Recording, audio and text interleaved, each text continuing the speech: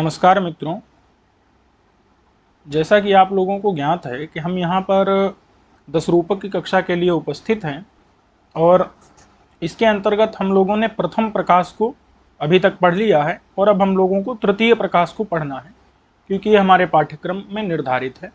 और ये प्रकाश आप लोगों के लिए यूजीसी नेट की जो परीक्षा है अथवा प्रायः कहीं की भी असिस्टेंट प्रोफेसर की परीक्षा है तो उसके लिए उपयोगी होता है।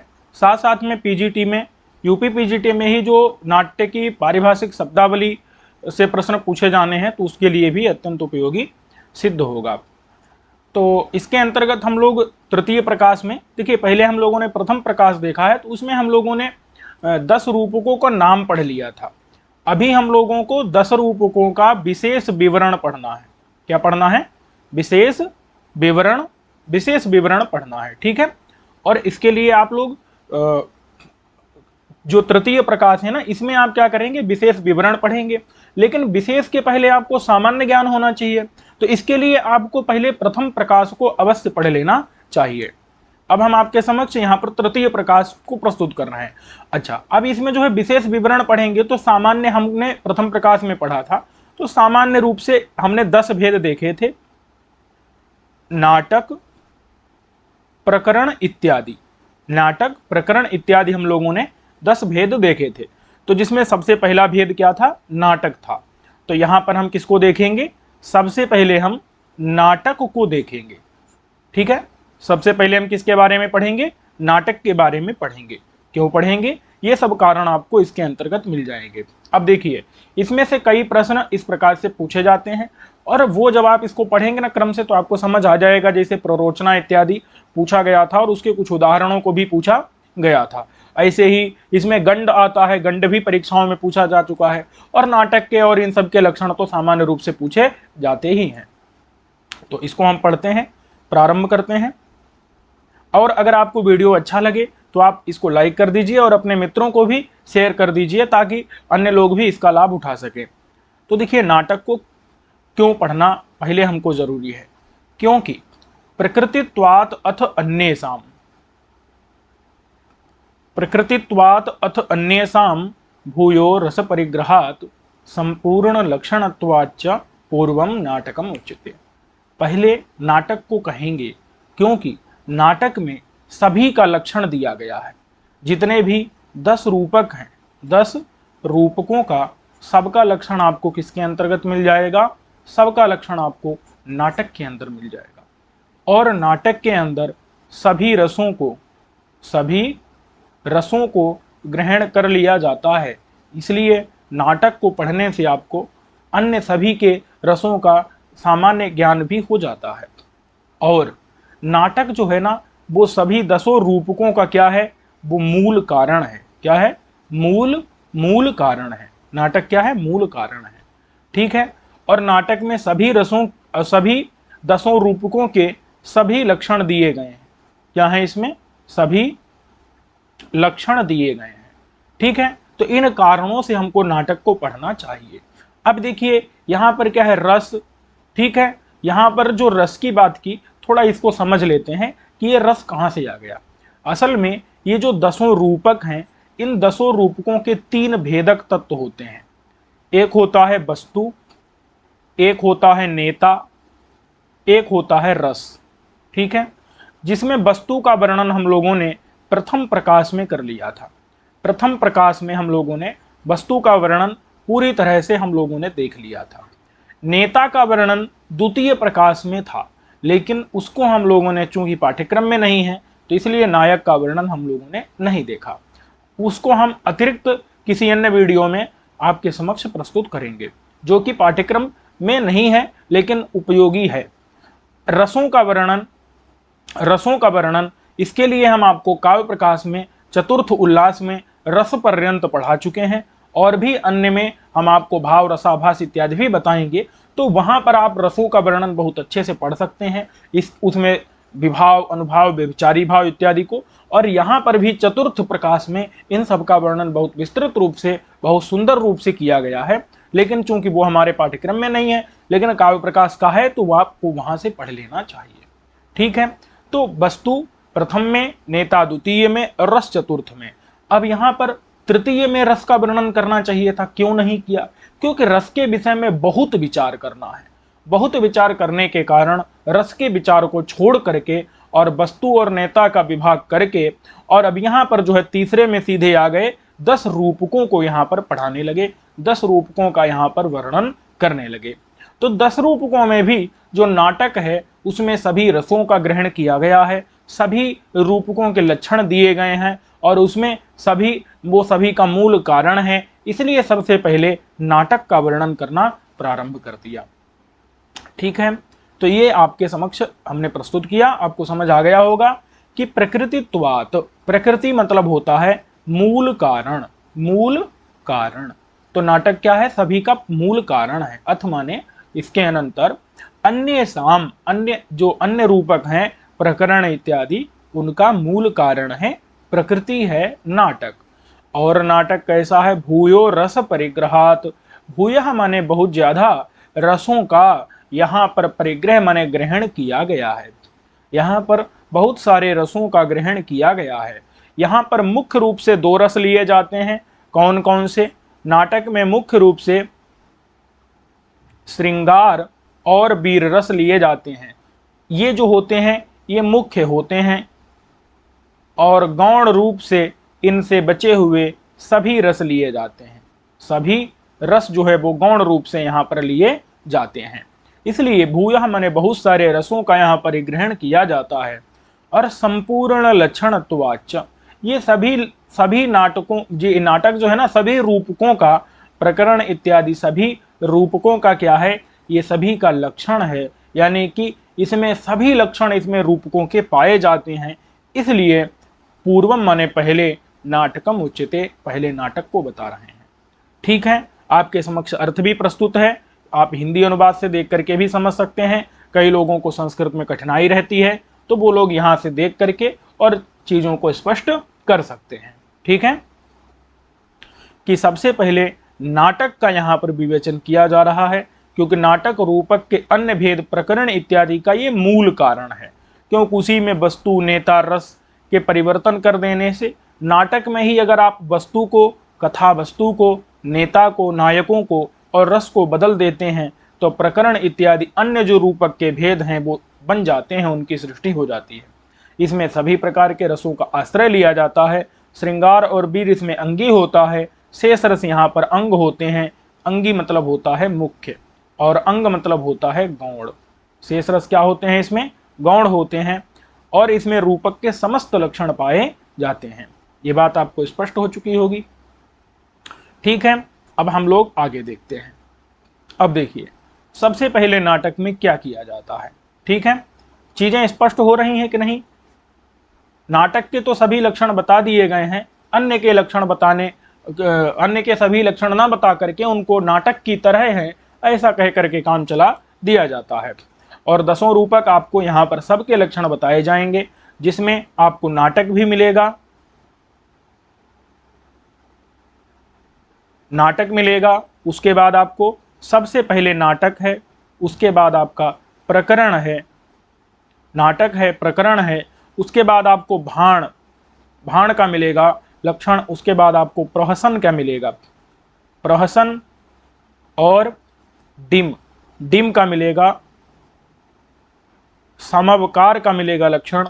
नाटक, प्रकरण, भाण, प्रहसन, डिम, समवकार।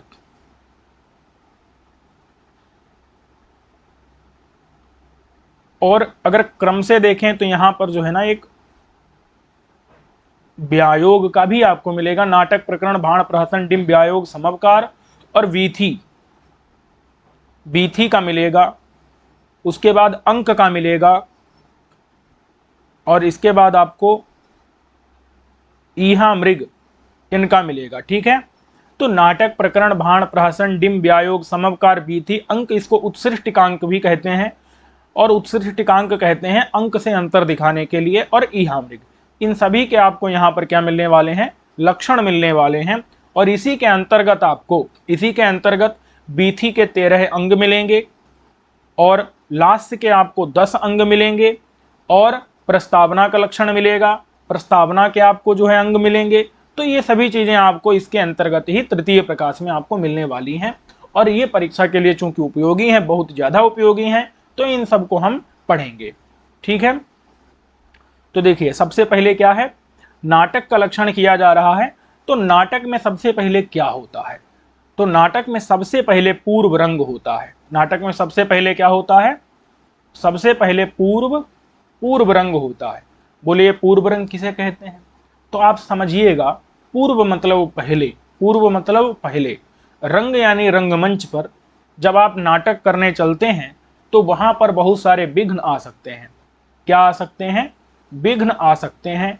तो उन विघ्नों की शांति के लिए जो वहां पर मंगलाचरण इत्यादि किया जाता है, उस मंगलाचरण को नांदी कहते हैं। क्या कहते हैं, नांदी पाठ कहते हैं। तो मंगलाचरण इत्यादि जो किया जाता है, जो वहां पर कहां पर, रंगमंच पर, कहां पर, रंगमंच पर पूर्व में पहले जो विघ्नों की शांति के लिए मंगलाचरण या नांदी पाठ इत्यादि किया जाता है, जो कि नाटक करने के पहले किया जाता है, उसी को पूर्व रंग कहा जाता है। स्पष्ट हो गया, पूर्व रंग किसे कहते हैं, पूर्व में रंगमंच पर जो नाटक किया जाना है आगे, उसकी शांति के लिए जो नांदी पाठ इत्यादि किया जाता है, उसी को पूर्व रंग कहा जाता है। तो सबसे पहले किसका विधान किया जाएगा, नांदी पाठ का। नांदी पाठ क्यों, क्योंकि मंगलाचरण है, और आपको पता है कि किसी भी कार्य के प्रारंभ में विघ्नों की शांति के लिए मंगलाचरण जरूरी है, तो यहाँ भी नांदी पाठ किया जाता है। फिर उसको विधान करके आदौ माने पहले, पूर्व रंगम विधाय, पूर्व रंगम यानी कि रंगमंच पर जो भी कार्य है उस सब का विधान करके, माने नांदी पाठ इत्यादि का विधान करके, प्रमुख रूप से नांदी पाठ ही होता है। फिर सूत्रधारे विनिर्गते, सूत्रधार उसके बाद में रंगमंच से चला जाता है, सूत्रधार रंगमंच से चला जाता है। फिर प्रविश्य तद्वत अपराह, फिर उसके बाद में प्रविश्य माने प्रवेश करके, तद्वत यानी सूत्रधार की तरह जो दूसरा व्यक्ति वहां पर आता है। ये बात स्पष्ट हो गई, सूत्रधार पहले आया, उसने नांदी पाठ इत्यादि किया और वो चला गया। अब तद्वत माने सूत्रधार की तरह एक दूसरा व्यक्ति वहां पर आता है, तद्वत माने सूत्रधार की तरह वेशभूषा धारण करके अपरह माने दूसरा व्यक्ति प्रवेश करता है, और वह नट, जो दूसरा नट होता है, वह काव्यम आस्थापयेत, उस काव्य की स्थापना करता है, यानी कि जिस नाटक को दिखाया जाना है उसकी वहां पर स्थापना करता है। तो इसीलिए स्थापना करने के कारण ही इस नट का नाम पड़ता है स्थापक। क्या नाम पड़ता है, स्थापक। स्पष्ट हो गया। अच्छा, लेकिन एक बात है कि आजकल ऐसा नहीं देखा जाता है, ये पुराने नाटकों में था, लेकिन नवीन नाटकों में ऐसा नहीं रहा। यहाँ पर जो स्थापक है वो भी सूत्रधार ही है, स्थापक भी सूत्रधार ही है, स्थापक भी सूत्रधार ही है, और जो नांदी पाठ है वो सूत्रधार कर रहा है और वही स्थापना भी करता है। तो यहाँ बाद के नाटकों में सूत्रधार और स्थापक में कोई अंतर नहीं रह गया। इतनी बात स्पष्ट हो गई कि नहीं। तो रंग मतलब होता है रंगमंच। क्यों, क्योंकि वहां पर जो रंगमंच में क्या किया जाता है, दर्शक जो लोग सामने बैठे होते हैं उनको, सामाजिकों को वहां पर आनंद दिया जाता है, उनका रंग यानी रंजन मतलब मनोरंजन किया जाता है, इसीलिए इसको रंगमंच कहते हैं, इसको नाट्यशाला कहते हैं। और यहाँ पर पहले जो क्रियाएं की जाती हैं उनको पूर्व रंग कहते हैं, जो कि विघ्नों की शांति के लिए नांदी पाठ इत्यादि रूपी होती हैं, और उनको करने के बाद सूत्रधार निकल जाता है, फिर उसकी तरह दूसरा नट स्थापक आता है और वो वहां पर काव्य की वस्तु की, नाटक की स्थापना करता है। इतनी बात स्पष्ट हो गई। चलिए अब देखते हैं, अब कहते हैं कि वो स्थापना किस रूप में करता है। तो देखिए, आपकी जो वस्तु है, वस्तु मतलब होता है कथा।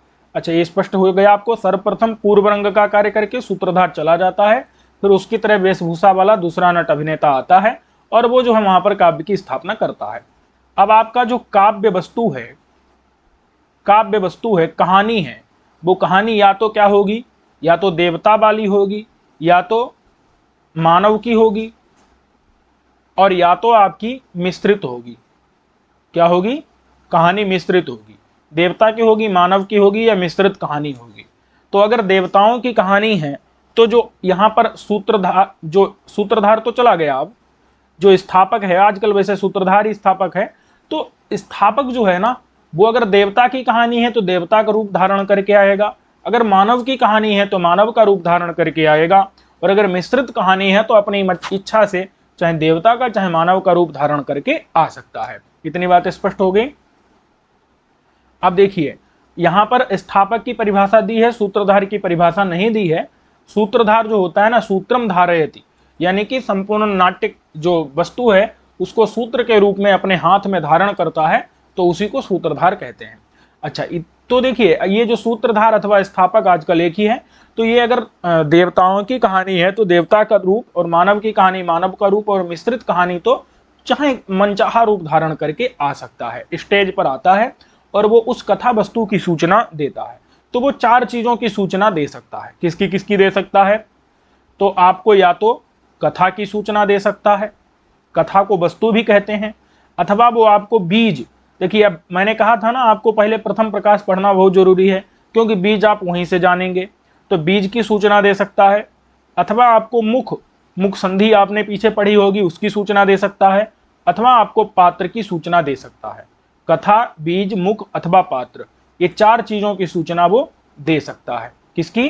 4 चीजों की सूचना दे सकता है। इतनी बात स्पष्ट हो गई।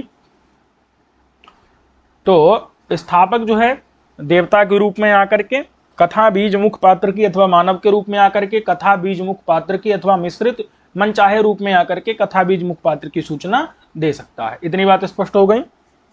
अब देखिए वही लिखा है, दिव्य, अगर आपकी कथा दिव्य है, देवता से संबंधित, अथवा मर्त्य, मर्त्य मतलब मानव से संबंधित है, तो सह माने जो स्थापक है वो तद्रूपः माने देवता के रूप में अथवा मनुष्य के रूप में आएगा। और अगर आपकी कथा मिश्रित है तो वो अन्यतर, अन्यतर मतलब होता है मनचाहे रूप में, उन तयोह मतलब उन दोनों में, अन्यतर माने किसी भी एक रूप में आएगा, और सूचयत माने सूचित करेगा वस्तु को माने कथा वस्तु को, अथवा बीज को सूचित करेगा। हम आपको पूर्व में जो प्रथम प्रकाश पढ़ाएं उसमें हम आपको बता चुके हैं कि बीज क्या होता है। मुख अथवा मुख को सूचित करेगा, अथवा पात्र को सूचित करेगा। ठीक है, क्योंकि 5 प्रकार की अर्थ प्रकृतियां हैं, बीज, बिंदु, पताका, प्रक्रिया, कार्य सब बताया जा चुका है। आरंभ, यत्न, प्राप्त्याशा, नियताप्ति, फलागम 5 कार्यावस्थाएं, और मुख, प्रतिमुखे, गर्भा, सावमरसोपसंहृति, ये 5 संधियां भी आपको वहां पर बताई जा चुकी हैं। ठीक है, तो संधियों के 64 अंग हैं, 12 13 12 13 14 वो भी बता चुके हैं, 6 प्रयोजन है वो भी बता चुके हैं। वस्तु के बारे में इसके 27 भेद कर लेते हैं पहले, फिर उसके बाद जो है 6 भेद कर लेते हैं। तो ये सब वस्तु के भेद भी आपको बहुत प्रकार से सारी चीजें प्रथम प्रकाश में बहुत स्पष्ट रूप से बताई जा चुकी हैं, तो आपको वहां पर देखना चाहिए, क्योंकि वो परीक्षा के लिए भी अत्यंत उपयोगी है। वहां से कई प्रश्न पूछ लिए जाते हैं, पीजीटी हो चाहे असिस्टेंट के लिए हो। ठीक है, तो ये स्पष्ट हो गया कि नहीं? वस्तु, बीज अथवा मुख और पात्र, इन 4 की सूचना जो है वो देता है। अब देखिए हम आपको एक उदाहरण भी दे देते हैं। जैसे अगर बात की जाए दिव्य की, अगर दिव्य की बात की जाए तो दिव्य कहां पर होगा, दिव्य कथा कैसे होगी? तो दिव्य कथा कहां पर होगी ये आपको पहले बताया जा चुका है। जैसे शंकर जी की जो कथा है, शंकर जी की कथा है, जैसे पार्वती परिणय,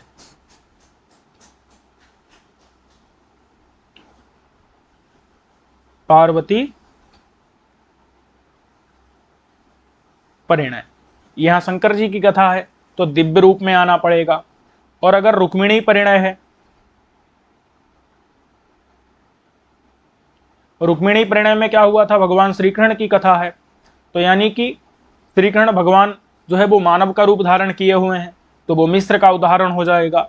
और मनुष्य में जैसे बेणी संहार, बेणी संहार में नायक भीम है, वो सिर्फ माने मर्त्य माने मनुष्य की कथा है, तो उसमें जो है स्थापक जो है वो मानव रूप में आएगा।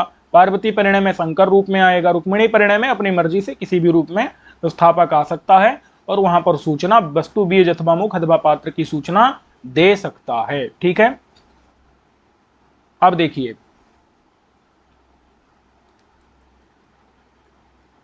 अब यहां पर इन्होंने, देखिए एक बार हिंदी भी पढ़ लीजिए, आप समझ लीजिए, क्योंकि कुछ लोगों को थोड़ी सी कठिनाई होती है। स्थापक को कथा वस्तु के अनुरूप ही वेशभूषा धारण करके प्रवेश करना चाहिए। कथा वस्तु दिव्य हो, देवता संबंधी हो तो दिव्य रूप में रंगमंच पर प्रवेश करेगा। मानव संबंधी मर्त्य हो तो स्थापक मर्त्य रूप में प्रवेश करेगा। कथा वस्तु अगर मिश्रित है, दिव्या दिव्य है, तो जैसे राम इत्यादि की कथा है तो दिव्य अथवा मर्त्य रूप में आ सकता है।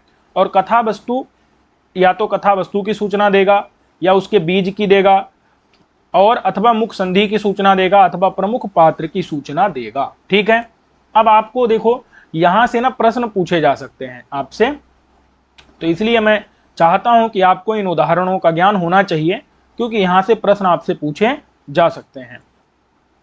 इन उदाहरणों के लिए आपके पास पुस्तक हो तो वहां से आप देख सकते हैं। मैं आपको कुछ उदाहरण जो है ना, बहुत उदाहरण नहीं पढ़ने आपको, कुछ ही उदाहरण मैं बताऊंगा, लेकिन वो उदाहरण अत्यंत महत्वपूर्ण है, इसलिए उनको जानना आपके लिए जरूरी है।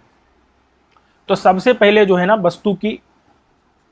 वस्तु का उदाहरण, ये जो वस्तु का उदाहरण है ये आपका उदात्त राघव ग्रंथ में है, और वहां पर रामो मूर्धनि निधाय, यहां से लेकर के, और ये प्रारंभ की पंक्ति है, और यहां से लेकर के ध्वस्ता समस्ता दुषः। देखिए राम ने क्या किया था, अपने मूर्धा माने सिर पर निधाय मतलब धारण करके, कि क्या धारण करके, पिता की आज्ञा को अपने सिर पर धारण करके वो जंगल चले गए। जैसे यहां पर जो है ना राम ने क्या किया था, अपने पिता की बात को मान करके वो जंगल चले गए थे, और उसके बाद में जो है भरत भी चले गए थे उनके पीछे, और बाद में तो भरत ने राज्य छोड़ दिया और अपनी माता कैकेयी को भी छोड़ दिया, और उसके बाद जो है वहां पर सुग्रीव और विभीषण वो राम के साथी बने, और उन्होंने भी अपने अपने राज्य को प्राप्त किया, और राम ने जो है रावण इत्यादि को मार दिया, और समस्त जितने भी शत्रु थे उनको भी ध्वस्त कर दिया। तो यहाँ पर ये जो है ना पूरी कथा वस्तु की सूचना यहाँ पर उदात्त राघव में प्रारंभ में ही दे दी गई है, तो ये आपको याद रखना है। ठीक है, बीज का उदाहरण, ये आपको इतना कम से कम याद रखना है, पूरा आप श्लोक याद ना रख सके तो कोई दिक्कत नहीं, ठीक है, लेकिन इतना वस्तु को आपको याद रखना है। देखिए ये बहुत महत्वपूर्ण है, कुछ प्रारंभ के जो कुछ उदाहरण हैं, कम से कम 5-6 उदाहरण वो बहुत जरूरी हैं आपको याद रखने, क्योंकि इनसे प्रश्न पूछा गया है। प्ररोचना का उदाहरण देकर के प्रश्न पूछ लिया था, लोके हारिच वत्सराज चरितम, तो ऐसे देकर के पूछ लिया, तो आपको याद रखना पड़ेगा। ठीक है, रामो मूर्धनि निधाय कानन मगात माला मिवाज्ञाम गुरोह, गुरोह मतलब पिता की आज्ञा को मालाम इव माला की तरह जो है अपने सिर पर मूर्धनि माने सिर पर धारण करके, और रामः काननम अगात, राम जो है कानन माने जंगल चले गए, और तद भक्त्या राम की भक्ति से भरतेन राज्यम अखिल राज्य को, संपूर्ण राज्य को माता कैकेयी के साथ में ही उज्जितम माने त्याग दिया। और तव सुग्रीव विभीषणानुगतौ, और जो है सुग्रीव और विभीषण से अनुगत होकर के राम और लक्ष्मण ने क्या कर दिया, माने देखो सुग्रीव और विभीषण जो राम के पीछे पीछे चले, उन लोगों ने भी क्या कर लिया, नीतौ पराम संपदम यानी कि बहुत ज्यादा श्रेष्ठ संपत्ति को, अपने राज्य को प्राप्त कर लिया। अप्रोदवृत्ता दस्कंधर प्रभृतया, और जो दस्कंधर इत्यादि जो ज्यादा जो है क्या थे, घमंडी राजा इत्यादि थे, जो भी थे वो सब क्या हो गए, बाली इत्यादि थे। ध्वस्ता समस्ता दुषः, समस्त दुष माने शत्रु ध्वस्त हो गए। तो ये क्या है, ये आपकी वस्तु की सूचना उदात्त राघव के शुरुआत में स्थापक आता है और प्रस्तावना में ही ये सूचना दे देता है, पूरी राम कहानी कह देता है, तो ये वस्तु का उदाहरण होता है। ठीक है, ये कुछ उदाहरण आपको रटने हैं, इसलिए मैं आपको इनको समझा रहा हूं, ऐसा मत समझिए कि आपका ये समय खराब हो रहा है। फिर क्या है, बीज का उदाहरण आपको रत्नावली में मिलता है, जिसमें आपको श्लोक एकदम याद कर लेना है, ये क्योंकि महत्वपूर्ण श्लोक है, इसको आपको ध्यान रखना है। द्वीपा दन्यस्मादपि, और यहां पर आता है अभिमुखी भूतः, अभिमुखी भूतः। देखिए रत्नावली पाठ्यक्रम में भी है, इसलिए ये जो है बहुत महत्वपूर्ण श्लोक है। द्वीपाद अन्यस्मादपि मध्यादपि जलनिधिर दिशोप्यंतात् आनीय झटिति घटयत विधि अभिमतम अभिमुखी भूतः। तो ये जो है ना, ये बीज का उदाहरण है।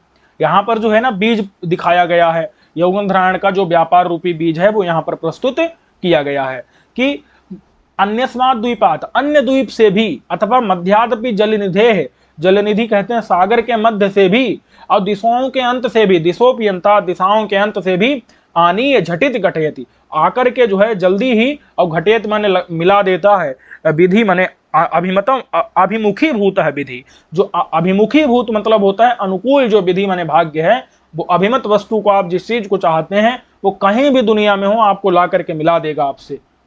तो ये क्या है, जैसे राजा उदयन को रत्नावली को ला करके उसका भाग्य जो है मिला देता है, रत्नावली जो है सागर में डूबने के बावजूद जो है निकल आती है जैसे तैसे। तो ये क्या है, ये बीज का उदाहरण यहाँ पर, ये आपको ध्यान रखना है, ठीक है। ये कुछ ही उदाहरण है जो कि आपको बहुत ज्यादा जरूरी हो सकते हैं। फिर जो है मुख है, मुख का उदाहरण पूरा मत याद रखिए, थोड़ा सा इतना याद रखिए ताकि आपसे इतना पूछा जाए तो आप उत्तर दे सकें, अच्छा ये तो बीज वाला उदाहरण था, ठीक है। इसमें भी आप कुछ शब्द याद कर लीजिए, आसादित, प्रकट, निर्मल, और यहां पर संभृत, बंधुजीव, ठीक है। यहां पर आसादित, प्रकट, निर्मल और समृद्ध बंधुजीव, इतना शब्द आप याद रखिए। और ये मुख का उदाहरण है, कैसे है वो मैं आपको समझा देता हूं, क्योंकि अगर पूरा याद कर सके तो पूरा याद कर सकते हैं, आपको टीका जरूरत पड़ेगी, आप जाइए और धनिक की अवलोक टीका देखिए, उसमें आपको मिल जाएगा, आप याद कर सकते हैं, ठीक है। और क्योंकि ये प्रश्न पूछा जाता है यहां से, इसलिए आपको बता रहा हूं, ठीक है। और अगर आपको वीडियो अच्छा लगता है तो लाइक कर दीजिए, अपने अन्य मित्रों को भी इसको आप शेयर कर दीजिए। तो आसादित, प्रकट, निर्मल, चंद्रहासः प्राप्तः शरत समय एष विशुद्ध कांतः उत्खाय गाढ़ तमसम घन कालम उग्रम रामो दशास्यमिव संभृत बंधु जीव, ठीक है। यहां पर क्या है ना, यहां पर मुख है, मुख किसे कहते हैं, एक तो ये भी समस्या है मुख किसे कहते हैं। तो मुख में ना आपको श्लेष होता है, क्या होता है, इसमें आप इतना याद रखो, इसमें श्लेष के द्वारा क्या कर दिया जाता है, श्लेष के द्वारा कथा की सूचना दे दी जाती है। मतलब आपको एक ही श्लोक में दो दो अर्थ निकल करके आएंगे, एक ही श्लोक में दो दो अर्थ निकल करके यहाँ पर आते हैं। कैसे आते हैं, तो आसादित, प्रकट, निर्मल, चंद्रहासः, यहाँ पर ना, यहाँ पर राम की तुलना किससे की गई है, राम की तुलना यहाँ पर एक विशेष ऋतु के द्वारा राम की तुलना यहाँ पर की गई है, ठीक है। और वो विशेष ऋतु कोई भी हो सकती है। तो इसीलिए आपको अभी आगे जब भारतीय वृत्ति मिलेगा ना, तो उसमें आएगा ऋतुम कंचिद उपादाय, किसी ऋतु का मने वो लेकर के, तो यहाँ पर भी आपको ये इसका उदाहरण मिल जाएगा।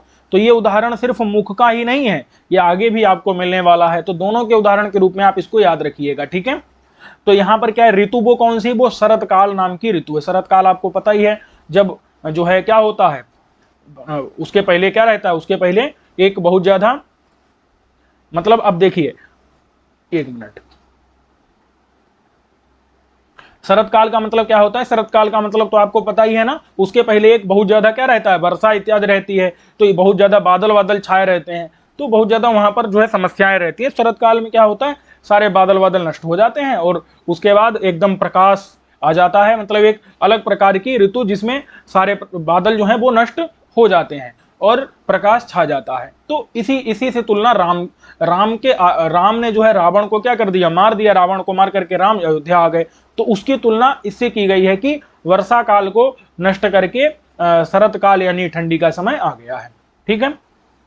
यहाँ पर इसकी तुलना की गई है। अर्थ भी आप देख सकते हैं, आसादित, प्रकट, निर्मल, चंद्रहासः, जहां पर जो है आसादित, प्रकट, निर्मल, चंद्रहासा, मतलब जहां पर निर्मल चंद्रमा का हास्य, जहां पर क्या हो रहा है, जहां पर प्रकट हो रहा है, ठीक है।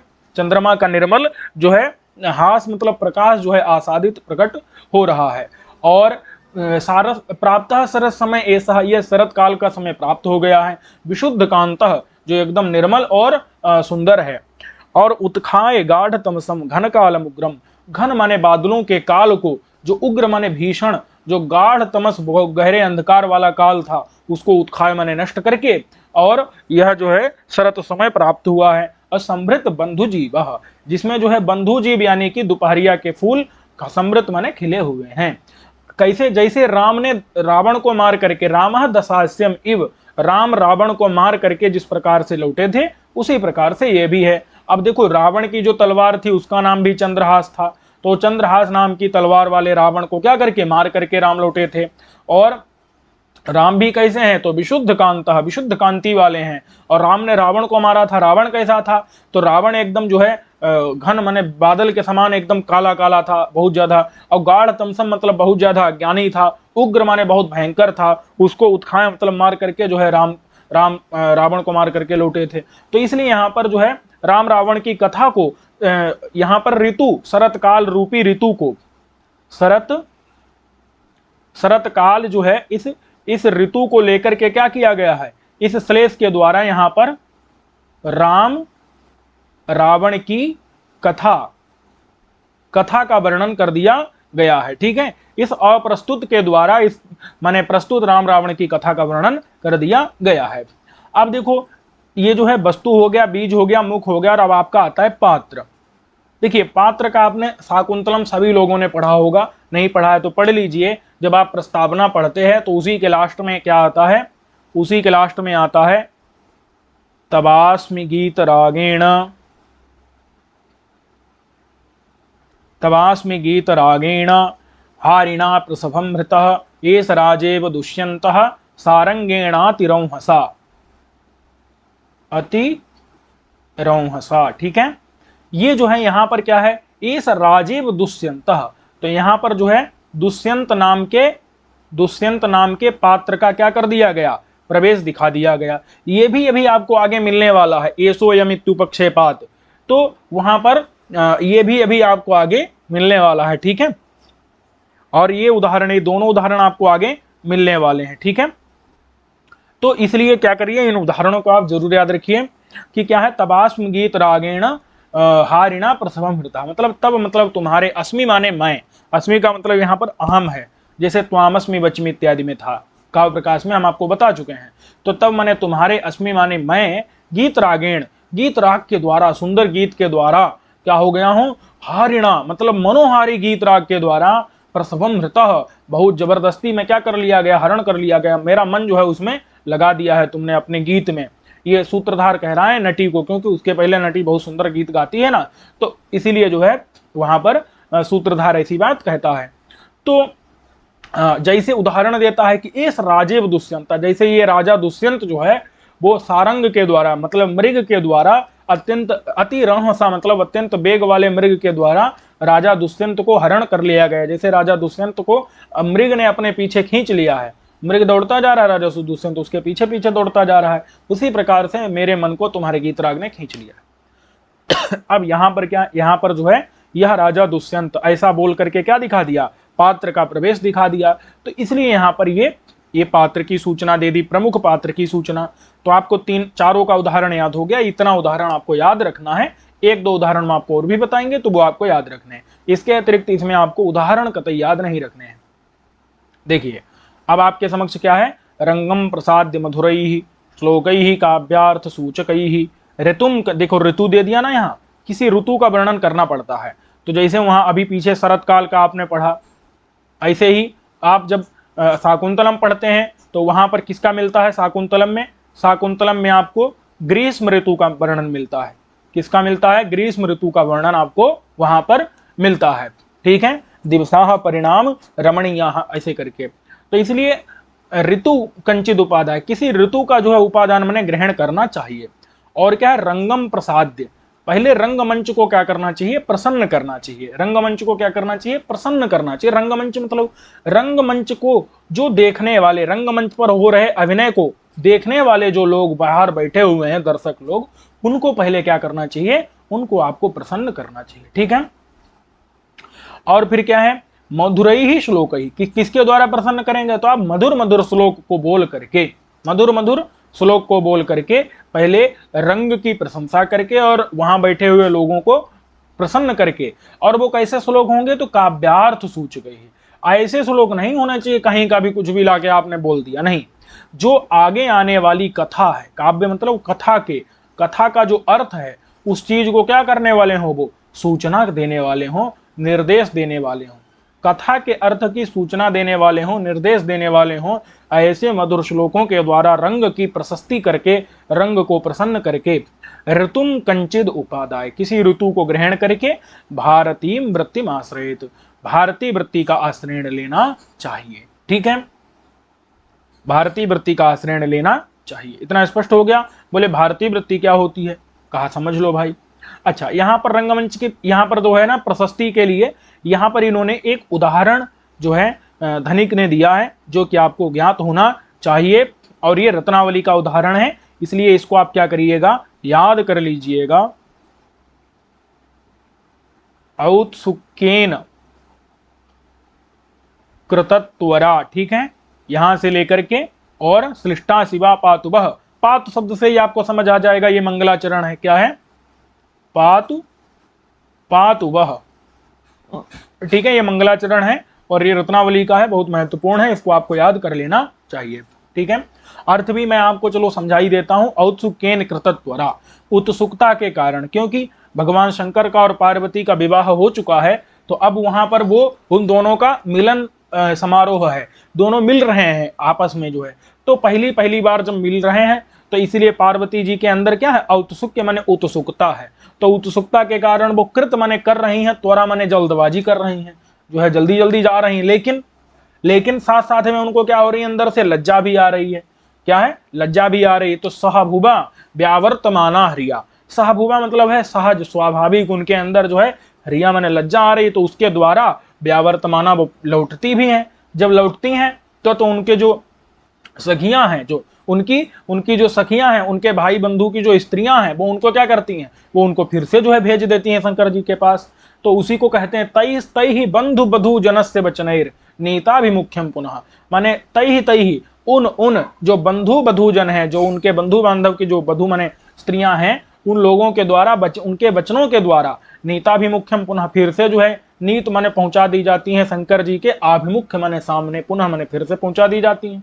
दृष्टो माने देख करके, अग्रे माने आगे, परम माने अपने पति को, आत्म साध्वस रसा, आत्म मतलब जो एकदम क्या हो गई हैं, मतलब साध्वस माने भय के कारण, साध्वस रस यानी भय के रस के, भय के रस को जिन्होंने जो ग्रहण कर लिया है, जिन्होंने भय के रस, अब मतलब कहने का ये है कि एकदम रोमांचित हो गई हैं, भयभीत हो गई हैं, क्योंकि बर जो शंकर जी को देखा, उनके विचित्र रूप को देख करके क्या हो गई, भयभीत और रोमांचित हो गई। तो ऐसी जो गौरी हैं, वो नबे संग में, नबे यानी पहली बार, संगम माने मिलन में, संरोहत पुलका, उनके जो है रोम पुलक माने रोम, संरोहत माने खड़े हो गए हैं, रोमांचित हो गई हैं, और हरेण माने भगवान शंकर के द्वारा, हस्ता माने हंसते हुए भगवान शंकर के द्वारा, जो श्लिष्टा माने जिनको आलिंगन कर लिया, जिनका आलिंगन कर लिया गया है, ऐसी शिवा यानी कि पार्वती जी, पातु माने रक्षा करें, वह माने आप लोगों की।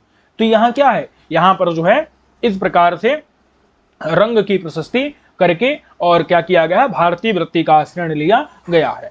बोलते भारतीय वृत्ति क्या है, ठीक है, भारतीय वृत्ति क्या है, अब आपको भारतीय वृत्ति पता होनी चाहिए।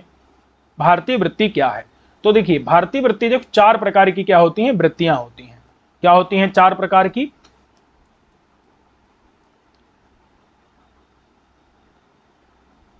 4 प्रकार की वृत्तियां होती हैं।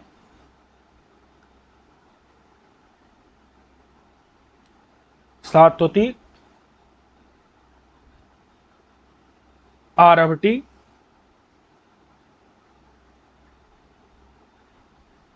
कैसिकी और भारती। ठीक है, इसमें 3, हम आपको सभी वृत्तियों का वर्णन अभी नहीं करेंगे, ये जो है अलग अन्य विषय है जो कि आपको द्वितीय प्रकाश में मिलता है। तो अभी आपको ना भारतीय को सामान्य रूप से समझ लेना है, और इस विशेष रूप से आपको द्वितीय प्रकाश में मिलता है। ठीक है, तो भारतीय में क्या होता है ना, भारतीय वृत्ति जो है ना, वो इसमें प्रायः, इसमें 1 मिनट भाई, भारतीय वृत्ति में संस्कृत भाषा का प्रयोग किया जाता है, बहुत ज्यादा। भारतीय वृत्ति में किसका प्रयोग किया जाता है, बहुत ज्यादा संस्कृत भाषा का प्रयोग किया जाता है। अब बताओ संस्कृत कौन बोलता था, तो संस्कृत तो जो लोग सुशिक्षित होते थे, महिलाएं तो सभी क्या बोलती थी, महिलाएं तो प्राकृतिक बोलती थी, तो महिला का तो यहाँ होना ही नहीं है, इसका मतलब इसको पुरुष लोग ही बोलते हैं।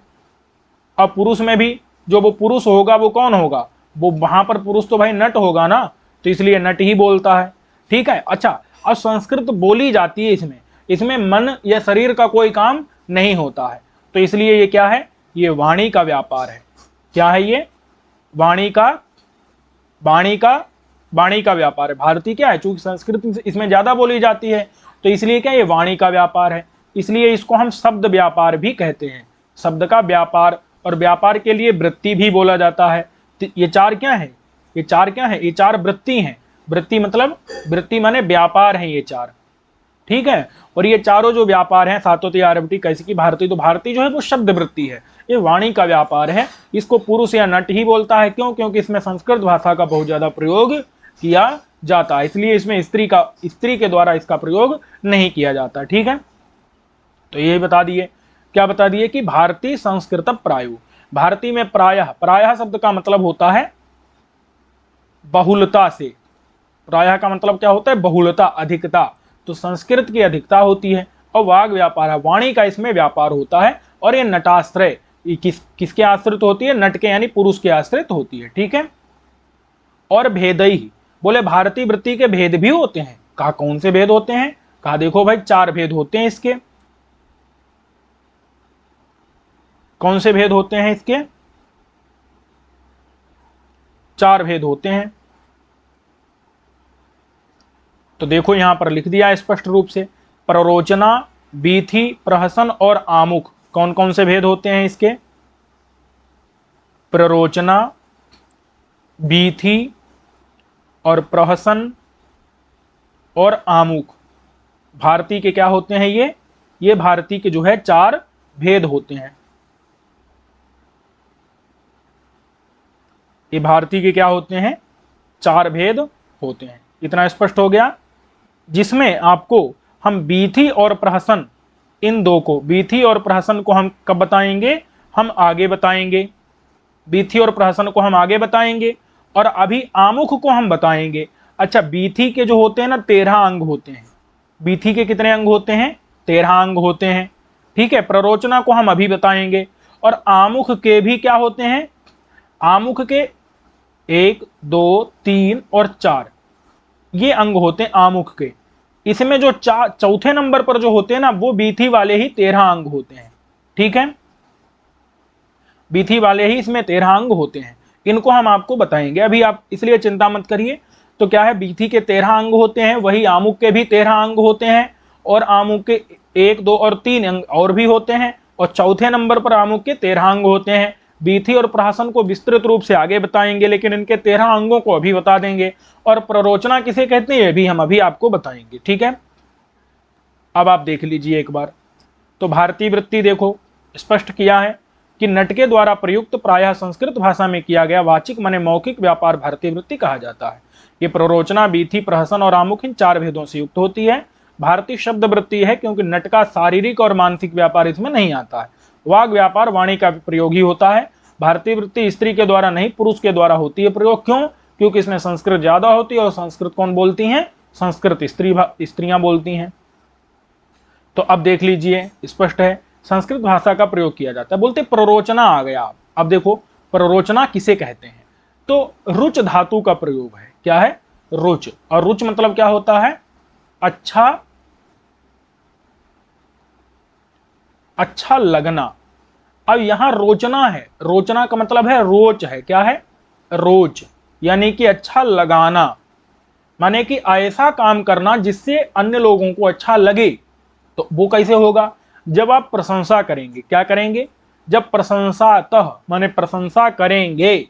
जब प्रशंसा करेंगे तो जितने भी श्रोता लोग हैं वो क्या हो जाएंगे, वो आपकी तरफ आकृष्ट हो जाएंगे, उन्मुख हो जाएंगे। उन्मुख मतलब होता है देखने लगना, सामने देखने लगना।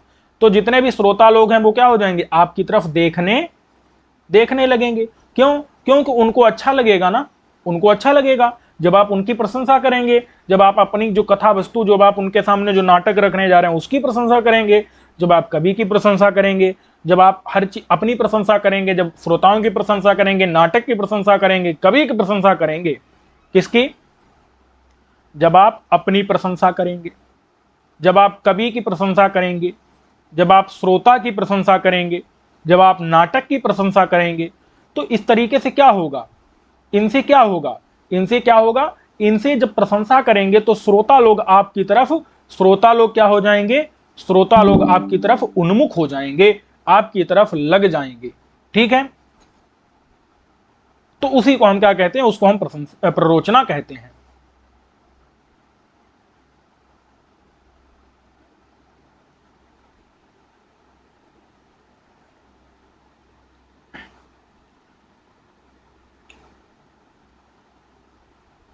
इसका उदाहरण ऐसा होगा जिसमें जिसमें कवि ने क्या किया हो, इसका उदाहरण ऐसा होगा जिसमें कवि ने सबकी प्रशंसा ही प्रशंसा कर दी हो।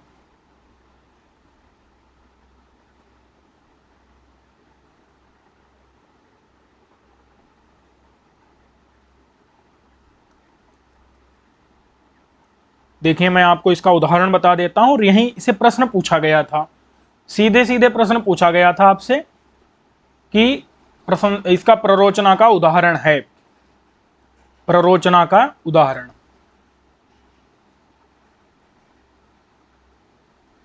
प्ररोचना का उदाहरण, ठीक है, तो मैं आपको बता देता हूं। यद्यपि मैं इसको पूरा नहीं बोल रहा हूं, लेकिन मैं बोलूंगा, आप लिख भी सकते हैं पूरा, और अथवा आप देख सकते हैं रत्नावली में जाकर के। तो श्री, अथवा अगर आप इसकी टीका आपके पास है तो आप वहां से भी देख सकते हैं। श्रीहर्षो निपुणः कवि, और यहां से लेकर के सर्वो गुणानाम गणः, गुणानाम गणः। देखिए यहां से प्रश्न पूछा गया है, इसलिए यही सीधे यही प्रश्न है कि श्रीहर्षो निपुणः कभी श्लोक दे दिया और पूछ लिया बताइए किसका उदाहरण है। प्ररोचना का है, बीथी का है, अंक का है, आमुख का है, किसका है, प्रस्तावना का है। फंस जाएगा आदमी। तो ये किसका उदाहरण है, ये प्ररोचना का उदाहरण है। ठीक है, क्यों, क्योंकि इसमें देखिए श्रीहर्षो निपुणः कवि, श्रीहर्ष क्या है, बहुत निपुण कवि हैं। तो इतने निपुण हैं कि उनकी अगर कविता सुनकर के ही, कथा कहानी नाटक जो भी है उनका पढ़ करके सुन करके ही व्यक्ति चला आएगा माने यहाँ नाटक देखने के लिए। क्यों, क्योंकि उन्होंने नाटक बनाया है, क्योंकि वो इतने निपुण हैं कि उन्होंने बनाया है, उनके नाम मात्र से ही व्यक्ति आ जाएगा, आकर के नाटक देखने आ जाएगा। तो जब इतने मात्रा से ही आ जाएगा, और साथ ही साथ में देखो प्रशंसा कर रहे हैं, ये कवि की प्रशंसा हो गई, और श्रोताओं की प्रशंसा करनी जरूरी होती है। परिषद पेशा गुणग्राहिणी, ये जो परिषद माने कि श्रोताओं की जो परिषद माने सभा बैठी हुई है, वह अपि माने भी, ऐसा माने यह गुण को ग्रहण करने वाली है। ऐसी नहीं है कि माने खराब चीजें देखती हो, बढ़िया बढ़िया चीजें जो श्रीहर्ष ने लिखी हैं उनको देखने वाली है, उनकी अच्छी चीजों को, गुणों को ग्रहण करने वाली है। तो इसलिए श्रोताओं की प्रशंसा कर दी। और अब जो है नाटक की भी करनी पड़ेगी, नाटक की कर दी, किसकी, कि लोके हारिच वत्सराज चरितम। और नाटक में जो है वत्सराज उदयन का चरित है, रत्नावली में क्या है, वत्सराज उदयन का चरित है। तो वो लोक में हारी माने मनोहारी है, वत्सराज उदयन का चरित, इसलिए भी लोग देखने आएंगे। और अपनी भी प्रशंसा कर दी कि नाट्ये च दक्षा वयम, हम लोग भी जो है, वयम माने हम सब, नाट्ये दक्षाः, नाट्य में भी, नाटक करने में भी दक्ष हैं। तो इनमें से केवल एक चीज ही मिल जाती तो भी काम बन जाता, इनमें केवल एक चीज मिल जाती, केवल हम नाट्य में दक्ष हैं, कवि निपुण है, श्रोता लोग गुणग्राही हैं, नाटक बहुत अच्छा है, उसमें वत्सराज उदयन का चरित्र है जो लोक में मनोहर है, लोक में मन को हरण करने वाला है। तो एक एक वस्तु भी यहाँ पर वांछित जो फल है उसकी प्राप्ति करवाने में समर्थ है। लेकिन यहाँ तो चारों चीजें मिल गई, तो अब तो क्या ही कहना। वही बता रहे हैं कि वस्तु एकैकम अपि इह वांछित फल प्राप्ते है पदम, एक एक वस्तु भी, वस्तु एकम एकम अपि, एक एक वस्तु भी, यह माने यहाँ वांछित फल की प्राप्ति करवाने में समर्थ है। किम पुनः मद भाग्योपचयात अयम समुदिता सर्वो गुणानाम गणः, मेरे भाग्य से यहाँ पर उपचित माने इकट्ठा हो गया है सारा गुणों का जो है गण माने समूह। तो ये तो बहुत बड़े भाग्य की बात है। तो इसलिए इस प्रकार से यहाँ पर ऐसा बोल करके श्रोताओं को क्या करना, अपनी तरफ उन्मुख कर लेना ही, अपनी तरफ उन्मुख कर लेना ही क्या होता है, उन्मुखीकरण ही जो है वो प्ररोचना कहा जाता है। अपने आप में लगना, लगा लेना ही उनको जो है प्ररोचना कहा जाता है। अब कहते हैं कि ये तो हो गया भारतीय वृत्ति का प्ररोचना अंग, हमने समझा दिया आपको। अब बीथी और प्रहसनम चापी, इनको जो है स्व प्रसंगे, जब इनका प्रसंग आएगा तो इनको अभिधास्यते माने कहेंगे, क्योंकि बीथी और प्रहसन मुख्य रूपक हैं तो इनको तब कहेंगे। अब बीथ्यंगानि आमुखांगत्वात्, लेकिन भैया बीथी के 13 अंग होते हैं, बीथी के 13 अंग होते हैं उनको, चूंकि वो अंग आमुख के भी होते हैं, आमुख माने प्रस्तावना के भी होते हैं, क्योंकि 4 बताए थे ना, कौन कौन, प्ररोचना, बीथी, बीथी प्रहसन और आमुख। तो बीथी को तो अभी नहीं बताएंगे, लेकिन बीथी के जो 13 अंग हैं वो आमुख के भी होते हैं, और आमुख को तो अभी बताना है, इसीलिए बीथी के 13 अंगों को यहीं पर बता देंगे। ठीक है, वही कह रहे हैं कि बीथी के अंगानी, बीथी के जो अंग हैं वो आमुख अंगत्वात्, आमुख के भी अंग होते हैं, आमुख माने प्रस्तावना के भी अंग होते हैं, तो इसलिए उच्चन्ते वो कहे जा रहे हैं अत्रैव यहीं पर तत्पुनः, तो पुनः माने फिर यहीं पर जो है उनको कहा जा रहा है, फिर उनको यहीं कहा जा रहा है। ठीक है, अब जरा देख लीजिए कि उन 4 अंगों में, 4 अंग किसके थे, भारती के थे। 4 अंग कौन कौन से थे, प्ररोचना, बीथी, प्रहसन और आमुख। ठीक है, इनमें प्ररोचना बता दिया कि प्रशंसा के द्वारा श्रोताओं को अपनी तरफ खींच लेना, उन्मुख कर लेना ही प्ररोचना है। अब इसमें जो 2 हैं बीथी और प्रहसन, बीथी और प्रहसन, इनको हम आगे जब रूपकों का बताएंगे, सारे रूपकों का वर्णन करेंगे तो उसमें बीथी और प्रहसन भी आ जाएगा, तो अपने प्रकरण में वर्णित किए जाएंगे। लेकिन बीथी के जो अंग हैं, बीथी के अंग कितने हैं, बीथी के अंग हैं 13, वो 13 अंग आमुख के भी हैं, आमुख माने प्रस्तावना के भी होते हैं, तो इसलिए वे यहीं पर बताए जाएंगे। कब बताए जाएंगे, तो प्रस्तावना का जब वर्णन करेंगे। तो समझ गए कि नहीं आप, प्ररोचना का वर्णन किए, बीथी और अंग को, प्रहसन को छोड़ दिए, अब सीधे कहां आ गए, आमुख का वर्णन किए। ये चारों किसके अंग थे, ये चारों अंग भारती वृत्ति के थे। इतना स्पष्ट हो गया, भारती के 4 अंग प्ररोचना, बीथी, प्रहसन और आमुख, जिसमें बीथी और प्रहसन को आगे बताएंगे, अभी प्ररोचना और आमुख को बता रहे हैं। आमुख को ही प्रस्तावना भी कहते हैं। आमुख के जो 13 अंग हैं वही बीथी के भी होते हैं, इसीलिए उन 13 अंगों को भी अभी बता देंगे। अब क्या है, आगे स्पष्ट होगा। तो सूत्रधारो, अब देखिए आमुख का, अब आमुख को बता रहे हैं, इसको बता रहे हैं, आमुख को बता रहे हैं कि आमुख किसे कहते हैं। आमुख का लक्षण बता रहे हैं कि सूत्रधारो नटीम, आमुख का दूसरा नाम प्रस्तावना भी होता है। प्रस्तावना स्पष्ट किया है, यहां देखिए, प्रस्तावना व अथवा प्रस्तावना कहते हैं, इसको आमुख भी कहते हैं अथवा प्रस्तावना भी कहते हैं। तो क्या होता है प्रस्तावना, सूत्रधारो नटीम ब्रूते, सूत्रधार नटी को बोलता है, अथवा सूत्रधार मार्स को बोलता है। बोलिए मार्स कहाँ का आ गया भाई, मार्स ये क्या है, मंगल ग्रह है क्या, नहीं, मार्स का मतलब होता है, मार्स मतलब होता है सूत्रधार की अपेक्षा थोड़ा सा जो मतलब थोड़ा सा कम होता है, सूत्रधार से टक्कर का ही रहता है, उसका बस थोड़ा सा कम होता है उससे। ठीक है, उसको कहते हैं मार्स, जो कि पारिपार्श्विक भी बोला जाता है। तो नटीम अथवा नटी से बातचीत करे, अथवा मार्स से बातचीत करे, अथवा विदूषक से बातचीत करे। ठीक है, और क्या बातचीत में क्या करेगा, कहते हैं स्वकार्यम, अपने अपना कार्य बताएगा, सूत्रधार अपना कार्य बताएगा, नटी भी बातचीत करेगी, अपना कार्य बताएगी, अथवा मार्स बताएगा, विदूषक बोलेगा, सूत्रधार उसको बोलेगा, वो उसको बोलेगा। तो यहां पर अब ऐसा कार्य होना चाहिए जो प्रस्तुत आक्षेपी हो। बोले प्रस्तुत क्या होती है, कहते हैं कथा। प्रस्तुत क्या होती है, कथा। कथा को आक्षेपी मतलब होता है सूचना देने वाला, कथा को क्या करने वाला हो, सूचना देने वाला हो। और चित्रोक्त्या, उसमें क्या हो, उसमें विचित्र विचित्र उक्तियां हो, क्या हो, विचित्र यानी विभिन्न प्रकार की, विचित्र का मतलब क्या होता है, विभिन्न प्रकार की, जहां उक्ति माने कथोपकथन हो, संवाद हो, यत माने जहां होता है, तत् माने वहां पर, उसको आमुख कहा जाता है, अथवा प्रस्तावना, अवा मतलब अथवा प्रस्तावना कहा जाता है। स्पष्ट हो गया। सूत्रधार नटी को बोलता है, अथवा मार्स माने पारिपार्श्विक को बोलता है, अथवा विदूषक को बोलता है। क्या बोलता है, स्व कार्य, अपना कार्य बोलता है। कैसा कार्य होता है, प्रस्तुत का आक्षेपी होता है, मतलब कि कथा की सूचना देने वाला होता है। और चित्रोक्त्या माने विचित्र उक्तियां जिसमें रहती हैं, यत माने जहां पर होता है, तत् माने वहां पर, उसको आमुख कहते हैं, वो उसको अथवा प्रस्तावना कहते हैं। ये हो गया आमुख का लक्षण। आप एक बार देख लीजिए कि जहां सूत्रधार विचित्र उक्तियों के द्वारा नटी, पारिपार्श्विक अथवा विदूषक को प्रस्तुत अर्थ माने कथा का, प्रस्तुत माने कथा का आक्षेप सूचना देने वाला, माने प्रस्तुत अर्थ की कथा की सूचना देने वाला और अपना कार्य बताता है, उसे ही आमुख कहते हैं, उसे ही प्रस्तावना भी कहते हैं। अब ये जो होती है प्रस्तावना 3 प्रकार की, 3 नहीं 4 प्रकार की आप मान लो, इसके जो है 4 अंग मान लो। पहला जो होता है, इस प्रस्तावना के कितने अंग होते हैं, 4 अंग होते हैं। पहला होता है कथोदघात, क्या होता है, कथोदघात। दूसरा क्या होता है इसका, प्रवृत्तक। प्रवृत्तक। तीसरा क्या होता है इसका, तो तीसरे की बात की जाए तो वो होता है प्रयोगातिशय। और जो चौथा होता है ना, उसमें बीथी के जो 13 अंग हैं वो आते हैं। चौथे में क्या आते हैं, बीथी के 13 अंग। तो ये जो है प्रस्तावना कितने प्रकार की होती है, मान लीजिए 4 प्रकार की होती है, जिसमें देखो एक पहला कथोद्घात, दूसरा प्रवृत्तक, तीसरा प्रयोगातिशय और चौथे में 13 प्रकार के जो बीथी के अंग हैं।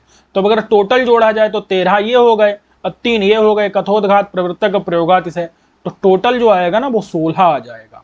लेकिन हम सामान्य रूप से अगर कहें तो कथोद्घात 1, प्रवृत्तक 2, प्रयोगातिशय 3 और बीथी के चौथा माने 13 अंग वो 4। तो ऐसे 4 प्रकार का रहेगा। ठीक है, वही बता रहे हैं। तत्र माने प्रस्तावना में, स्युः माने होते हैं क्या, कथोद्घात 1 भेद होता है, प्रवृत्तक दूसरा भेद होता है, प्रयोगातिशय तीसरा भेद होता है और बीथी के अंग ये चौथा भेद होता है। अगर इनको इसी में जोड़ दिया जाए तो टोटल ये तो 16 भेद हो जाएंगे। तो इस प्रकार से 13 जो है ना बीथी के अंग होते हैं। 13 माने 13 जो है बीथी के अंग, ये चौथे भेद में आ जाते हैं। और नहीं तो जोड़ेंगे तो 1, 2, 3 और 13 ये तो 16 हो जाएंगे। इतनी बात स्पष्ट हो गई कि नहीं। तो प्रस्तावना में क्या क्या होता है, कथोद्घात होता है, प्रवृत्तक होता है, प्रयोगातिशय होता है, बीथी के 13 अंग होते हैं, बीथ्यंगानि 13। ठीक है, वही बता दे रहे हैं। कुसामुख अथवा प्रस्तावना ये एक ही बात है। इसमें कथोद्घात, प्रवृत्तक, प्रयोगातिशय और बीथी में होने वाले 13 अंग होते हैं। ठीक है, इतना स्पष्ट हो गया।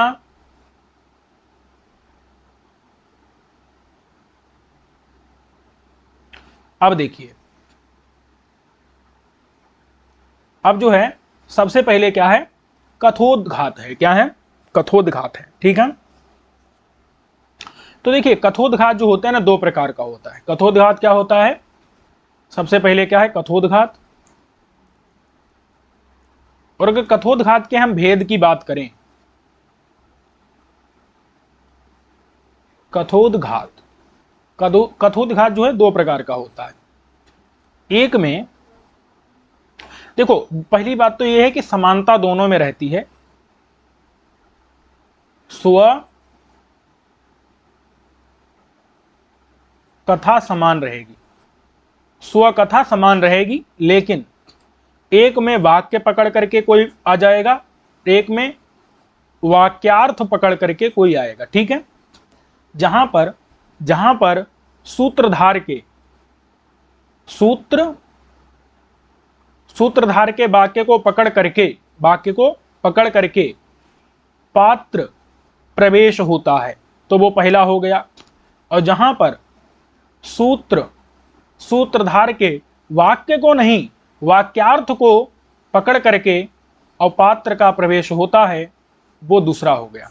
2 प्रकार का कथोद्घात होता है। जहां पर वहां देखो कथा दोनों में समान रहेगी, कथा में अंतर नहीं रहेगा, कथा तो वही रहेगी जो चल रही है, लेकिन सूत्रधार के एक में वाक्य को पकड़ करके पात्र का प्रवेश होगा और एक में सूत्रधार के वाक्य को नहीं पकड़ेगा, शब्दों को नहीं पकड़ेगा, उसके अर्थ को पकड़ करके पात्र का प्रवेश होगा। तो 2 प्रकार का क्या होता है, कथोद्घात होता है। इतना स्पष्ट हो गया। देखिए लिख दिया है, क्या लिख दिया कि स्व इति वृत्त समम, माने कि कथा, स्व माने अपनी, इति वृत्त कहते हैं कथा, अपनी जो कथा है वो तो समान ही रहेगी, जो उसकी पात्र की कथा है वो समान रहेगी, लेकिन एक बार वाक्य को पकड़ेगा, एक बार वाक्य के अर्थ को पकड़ेगा। बोले किसके, कहा सूत्री के। सूत्री मतलब होता है सूत्रधार।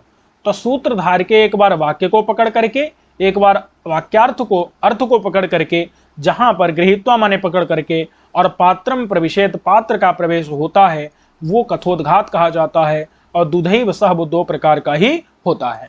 इतना स्पष्ट हो गया, 2 प्रकार का कथोद्घात होता है। बता दे रहे हैं कि जहां पर पात्र कथा वस्तु से साम्य रखने वाले सूत्रधार के वाक्य अथवा वाक्यार्थ को लेकर के रंगमंच पर प्रवेश करता है वो कथोद्घात है। और सूत्रधार के वाक्य अथवा वाक्यार्थ को आधार बना करके ये 2 प्रकार का होता है। ठीक है, इसके उदाहरण जो है वो आपको याद करने की जरूरत वैसे नहीं है। और इसमें जो पहले का उदाहरण है वो मैं आपको बता भी देता हूं, वो मैं आपको पहले बता भी चुका हूं। ये जो पहले का उदाहरण है ना, वो योगंधरायण जो अभी हमने आपको बताया था, द्वीपाद अन्यस्मादपि जलनिधिर दिशोप्यंतात्, तो मध्यादपि जलनिधिर दिशोप्यंतात् आनीय झटिति घटयति विधि अभिमतम अभिमुखी भूता है, ये मैं आपको जो बता दिया था वही इसका उदाहरण है। द्विपाद अन्यस्मादपि करके जो इसका है ये उदाहरण है, क्योंकि सूत्रधार पहले द्विपाद वाला वाक्य पढ़ता है और योगंधरण उसी वाक्य को पकड़ करके निकल आता है, पात्र का प्रवेश हो जाता है। अब दूसरे का उदाहरण जो बेणी संघार में सूत्रधार पहले यहां पर जो है निर्वाण वैरी दहना श्लोक पढ़ता है और इसके बाद में जो भीम है इस श्लोक के अर्थ को पकड़ करके, श्लोक को पकड़ करके नहीं, अभी तो भीम इसके अर्थ को पकड़ करके जो है लाक्षागृहानल वाला श्लोक बोलते हुए भीम पात्र का प्रवेश होता है।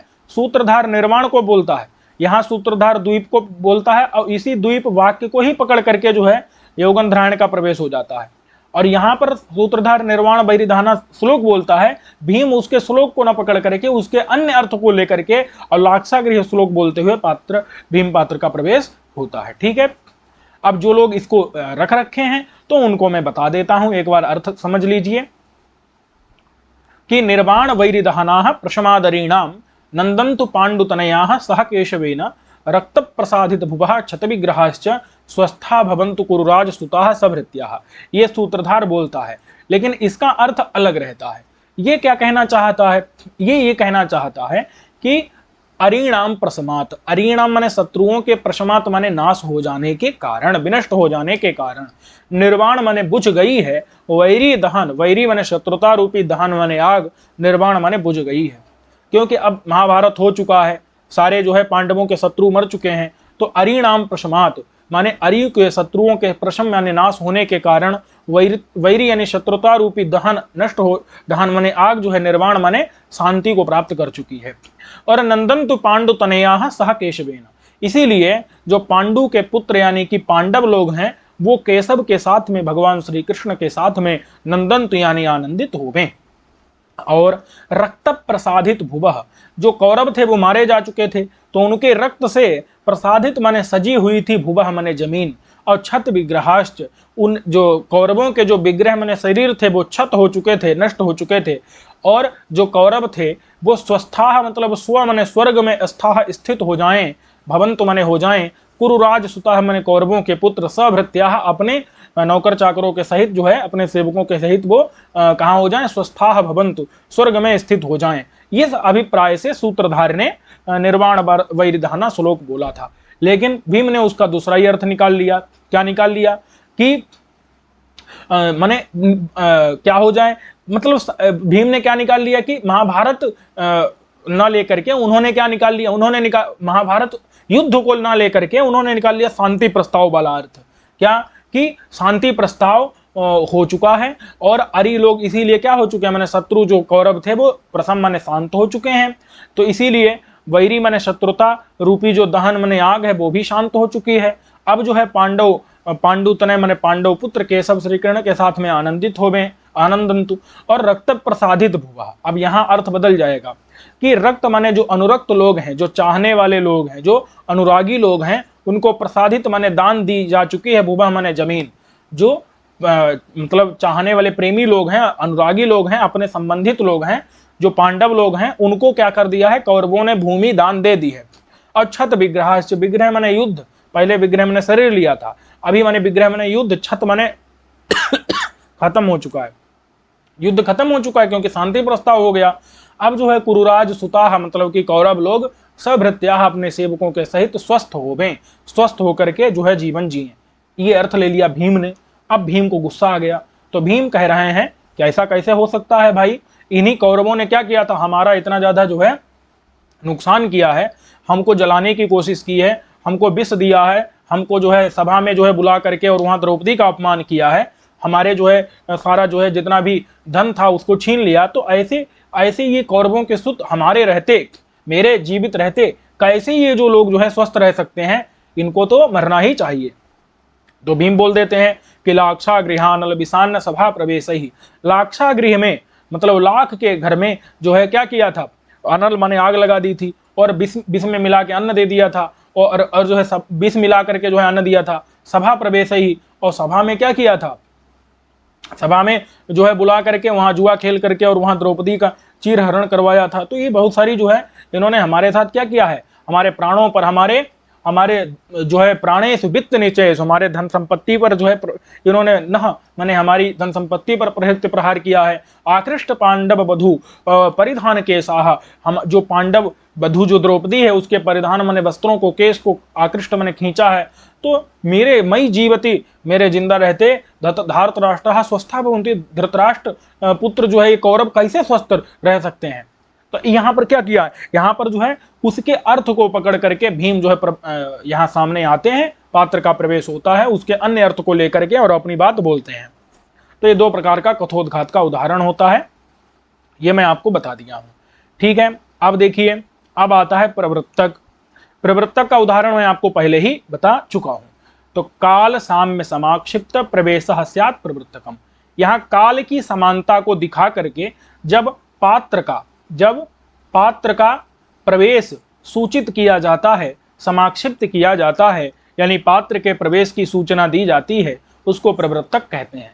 जैसे मैं अभी आपको आसादित और प्रकट निर्मल चंद्रहासः प्राप्तः सरस समय एस विशुद्ध कांतः औत्खाय गाढ़ तमसम घनकालमुग्रम रामो दशास्यमिव समृत बंधु जीवः, अभी आपको मैं उदाहरण बताया था ना। तो यहाँ पर किसका उदाहरण था, वो शरत काल का उदाहरण था। और यहाँ पर शरत काल के द्वारा राम कथा की, राम के आगमन की सूचना दी गई थी। तो ये काल साम्य है, शरत काल साम्य, काल के साथ समानता दिखा करके और प्रवेश की यहाँ पर जो है पात्र के राम रूपी पात्र के प्रवेश को समाक्षिप्त किया गया है, निर्देश दिया गया है, इसलिए इसको प्रवृत्तक कहते हैं। प्रवृत्तक की ये परिभाषा हो गई कि किसी ऋतु के वर्णन की समानता के द्वारा पात्र के प्रवेश का आक्षेप हो, निर्देश मिले, तो वो प्रवृत्तक नामक आमुख का भेद होता है। ठीक है, अब है प्रयोगातिशय। हम प्रयोगातिशय भी आपको बता चुके हैं। पात्र एसो अयम, एसह माने यह वह है, ये वही है भाई, ये तो वही आदमी है। कौन, जैसे मैं आपको बताया था ना, तबास्मि गीत रागेण हारिणा प्रसभम भृतः, तुम्हारे मैं गीत राग के द्वारा जबरदस्ती मेरा मन हरण कर लिया गया है। और इस राजेव दुष्यंत, अरे ये तो राजा दुष्यंत जो है, जैसे इसको हरण कर लिया गया, इसी प्रकार से तुम्हारे गीत राग ने मुझे हरण कर लिया, जैसे इसको मृग ने, अति रोहसा अत्यंत वेग वाले मृग ने हरण कर लिया। तो ये क्या है, यहाँ पर प्रयोगातिशय है, क्योंकि एस राजा और दुष्यंत लिख दिया ना, ये क्या है, एस राजा दुष्यंत माने यह वह है, ये तो वही राजा दुष्यंत है। तो एसो अयम, यह जो है यही है। इस प्रकार से उपक्षेप करके, उपक्षेप का मतलब होता है निर्देश दे करके, इस प्रकार से निर्देश दे करके क्या किया गया, सूत्रधार प्रयोगतः, सूत्रधार का प्रयोग के द्वारा, मतलब सूत्रधारी तो पहले कहता ना ये राजा दुष्यंत, तो ये सूत्रधार के प्रयोग, सूत्रधार के वचन के द्वारा जहां पर पात्र का प्रवेश होता है, यत्र माने जहां पर, एस माने वह, प्रयोगातिशय माना गया है, मतलब माने माना गया है। तो जहां यह वह इस प्रकार सूत्रधार के वाक्य से सूचित होकर के पात्र का प्रवेश होता है, वहां प्रयोगातिशय नाम का आमुख का भेद होता है। ठीक है, तो ये बात स्पष्ट हो गई। अब जो है वीथी के 13 अंग आते हैं। इन वीथी के 13 अंगों को हम लोग अगले पाठ में देखेंगे। तो हम लोग अब अगले पाठ में मिलेंगे। देखिए कुछ उदाहरण हैं, इनको समझना इसलिए जरूरी है क्योंकि इनके बिना एक तो आप चीजों को समझ नहीं पाते हैं, और अगर परीक्षा में पूछ लिया जाए तो आप समस्या भी आपको पैदा हो जाती है। तो ऐसा है कि 10 रूपक ग्रंथ जो है वो बहुत ज्यादा महत्वपूर्ण है नाट्य से संबंधित शब्दावलियों के लिए। और इसके जो कुछ उदाहरण, मैं आपको वही उदाहरण बता रहा हूं जो अत्यंत उपयोगी हो सकते हैं और जो समझने के लिए बहुत ज्यादा जरूरी है। और अगर आपको, इसलिए अगर आपको जो है वीडियो अच्छा लग रहा है तो आप वीडियो को लाइक कर दीजिए, अपने मित्रों को भी शेयर कर दीजिए, ताकि वे लोग भी इसको पढ़ सकें, समझ सकें, और ताकि इस जो मैं परिश्रम कर रहा हूं उसका ज़्यादा से ज़्यादा लोगों को लाभ मिल सके। तो इसलिए, और अगर आपने चैनल सब्सक्राइब नहीं किया है तो चैनल को सब्सक्राइब कर लीजिए। हम लोग अगले पाठ में मिलेंगे, वहाँ वीथी के 13 अंगों को और नाटक के अतिरिक्त अन्य जो भी चीज़ें हैं उन सबको हम पढ़ेंगे। ठीक है, तो मिलते हैं हम लोग अगले पाठ में। सभी को नमस्कार।